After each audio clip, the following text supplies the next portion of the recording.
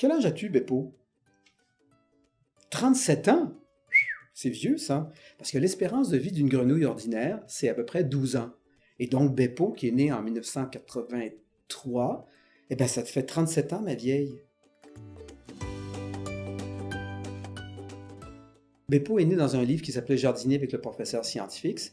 Et j'ai cherché différents animaux, un crapaud, une tortue, un ver de terre, un animal qui vivrait dans un potager. Puis finalement, le choix s'est porté sur une petite grenouille verte qu'on retrouve beaucoup au Québec. Et puis comme elle travaillait dans un jardin, eh bien, c'est pour ça qu'elle a une salopette.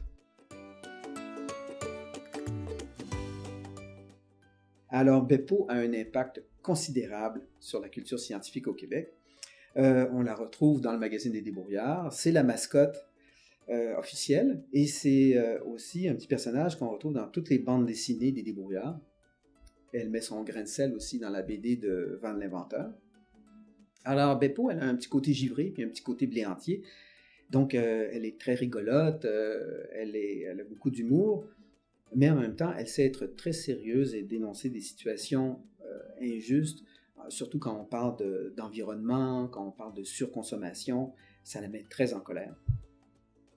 Et d'ailleurs, est-ce que vous savez qu'elle s'en va à la COP25 au Chili? Elle prend l'avion pour aller rejoindre... Non, pas l'avion, elle prend le bateau, n'est-ce pas, Beppo? Elle prend le bateau pour aller rejoindre Greta Thunberg. Et vous allez tout savoir en regardant le magazine des Débrouillards.